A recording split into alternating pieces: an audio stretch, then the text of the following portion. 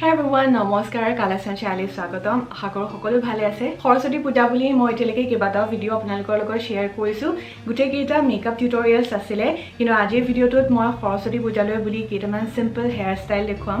এই ভিডিঅ'টো সেইসকলৰ কাৰণে যি কমপ্লিকেটেড হেয়াৰ ষ্টাইল কৰিব নাজানে বা কমপ্লিকেটেড হেয়াৰ ষ্টাইলবোৰ কৰিবলৈ ধৈৰ্য নাথাকে মোৰ নিচিনা মানুহৰ কাৰণে, যোনে ধৰক চুলিখিনি মেলি গৈ মানে ভাল পায়, কিন্তু প্লেইনকৈ চিম্পলকৈ চুলিখিনি অ'পেন কৰি নগৈ তাতে যদি টুইষ্ট কৰে বা ব্ৰেইড কৰে তেতিয়া লুকটো আৰু বেছি কিউট দেখায়। হেয়াৰ ষ্টাইলৰ ৰিকুৱেষ্ট বহুত দিনৰ পৰা আহি আছিলে, কিন্তু একচুৱেলি মই নিজেই হেয়াৰ ষ্টাইল কৰিব বৰ ভালকৈ নাজানো।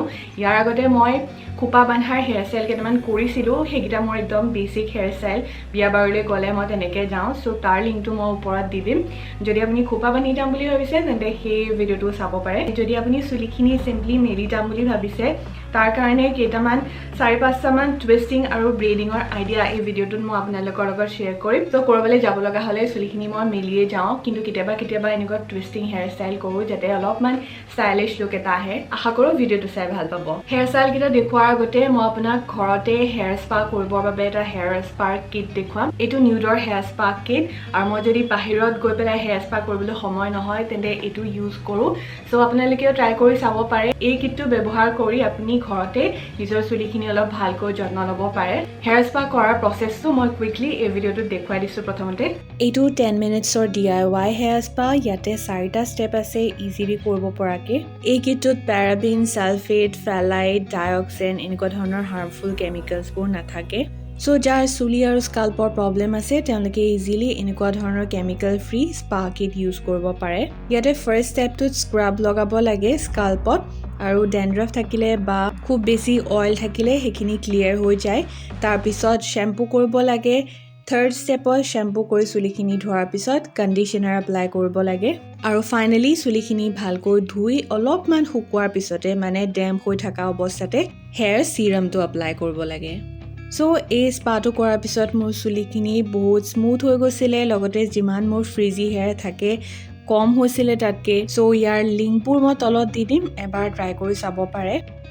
ফাৰ্ষ্ট হেয়াৰ ষ্টাইলটোৰ কাৰণে চুলিখিনি মিডল পাৰ্টিশ্যন কৰিব, আৰু ফ্ৰণ্টত যদি শ্বৰ্ট হেয়াৰ আছে বা বেংছ আছে সেইখিনি বাকীখিনি হেয়াৰৰ পৰা ছেপাৰেট কৰি ল'ব। এতিয়া সন্মুখৰ পৰা ইয়াত দেখুওৱাৰ ধৰণে 3ডাল হেয়াৰৰ ষ্ট্ৰেণ্ড ল'ব আৰু বেনি গাঁঠি যাব। এই বেনিডাল সম্পূৰ্ণভাৱে গাঁঠিব, কাৰণ পিছফালে আমি ক্লিপ মাৰিব লাগিব।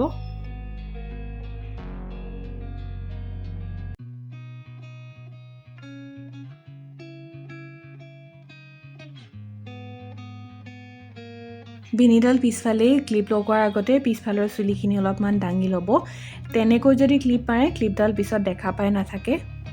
এনেকৈ সিটো চাইডেও সন্মুখৰ ফালৰ পৰা বেনি এডাল গাঁঠি পেলাই পিছফালে ক্লিপ মাৰি ল'ব, আৰু এনেকুৱা ধৰণৰ হেয়াৰ ষ্টাইল এটা হয়। সন্মুখৰ ফালে যদি বেংছ থাকে বা এনেকুৱা শ্বৰ্ট হেয়াৰ থাকে তেতিয়া বেছি ভাল লাগে এইটো লুক কৰিলে।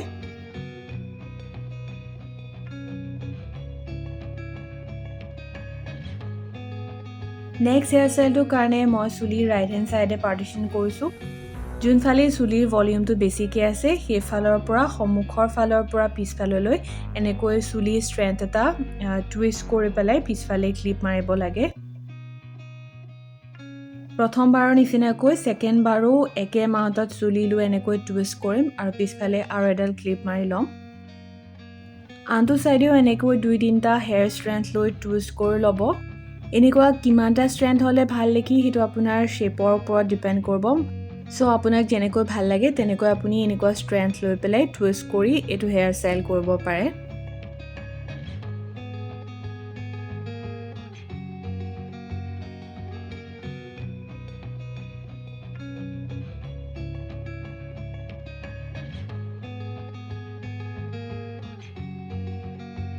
যাৰ মুখৰ শ্বেপটো অলপমান গোল হয় তেওঁলোকে এনেকুৱা ধৰণৰ হেয়াৰ ষ্টাইল কৰিলে মুখখন অলপমান লং দেখায়।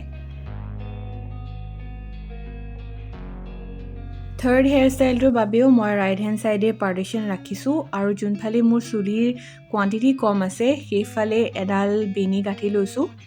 নৰ্মেল যেনেকৈ ব্ৰেইড কৰে তেনেকৈয়ে কৰিছোঁ, কিন্তু এইডাল মই পিছফাললৈ লৈ নাযাওঁ।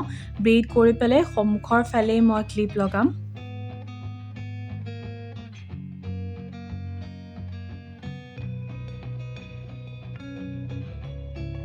কাণৰ পিছফালে মই ক্লিপ লগাম কিন্তু যিখিনি ওপেন হেয়াৰ আছিলে সেইখিনি অলপ দাঙি তাৰ তলত ব্ৰেডডাল সোমোৱাই দিব তেতিয়া ক্লিপডাল দেখা নাপাব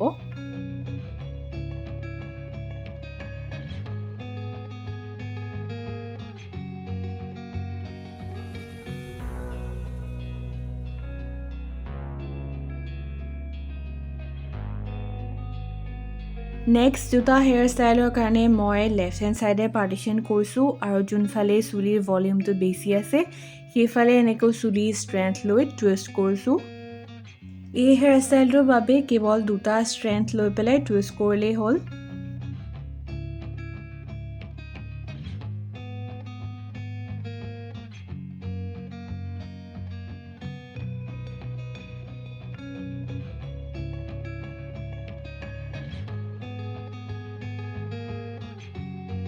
খুলি থকা চুলিখিনিৰে ক্লিপডাল ঢাকি দিবলৈ ট্ৰাই কৰিব এই হেয়াৰ ষ্টাইলটো পাৰ্টিকুলাৰলি কলেজ গাৰ্ল বা টিনেজাৰখিনিৰ কাৰণে বহুত ভাল লাগিব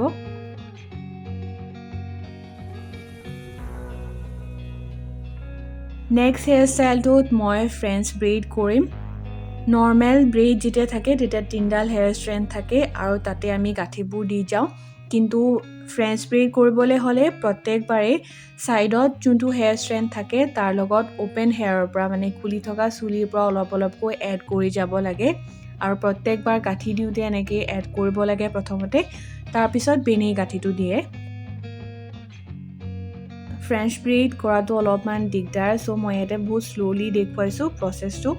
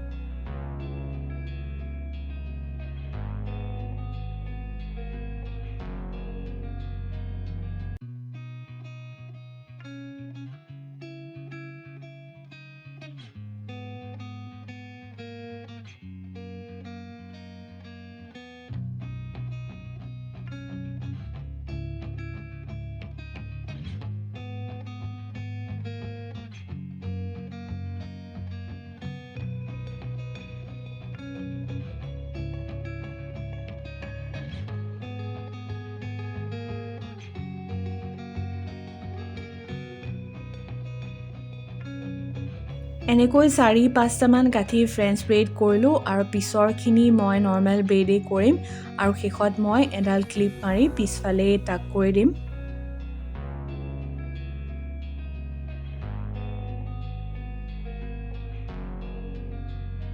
চ' আজি দেখুওৱা বাকী গোটেইকেইটা হেয়াৰ ষ্টাইলৰ ভিতৰত এইটোৱে মোৰ মষ্ট ফেভৰেট আপোনালোকে গোটেইকেইটাই এবাৰ ট্ৰাই কৰি চাব পাৰে আপোনাৰ মুখত যোনটো হেয়াৰ ষ্টাইল ভাল লাগে আটাইতকৈ সেইটোৱে কৰি যাব সো এইকেইটা আছিলে মোৰ সিম্পল হেয়াৰ ষ্টাইল যোনকেইটা আপুনি সৰস্বতী পূজালৈ বুলি কৰি যাব পাৰে মেখেলা চাদৰৰ লগত বা শাৰীৰ লগত শৰ্ট হেয়াৰ লং হেয়াৰ যিকোনো ধৰণৰ হেয়াৰ লেন্থৰ লগতে এনেকুৱা ধৰণৰ টুইষ্টিং আৰু ব্ৰেডিং কৰিলে ভাল দেখাব সো আশা কৰিছোঁ ভিডিঅ'টো আপোনালোকৰ কাৰণে হেল্পফুল হ'ব যদি ভাল পালে লাইক এটা কৰিব আৰু ফ্ৰেণ্ডছৰ লগত শ্বেয়াৰ কৰিব লগতে চেনেলটো ছাবস্ক্ৰাইব কৰি ল'ব নেক্সট ভিডিঅ'টোত আপোনাক আকৌ লগ পাম আজিলৈ বাই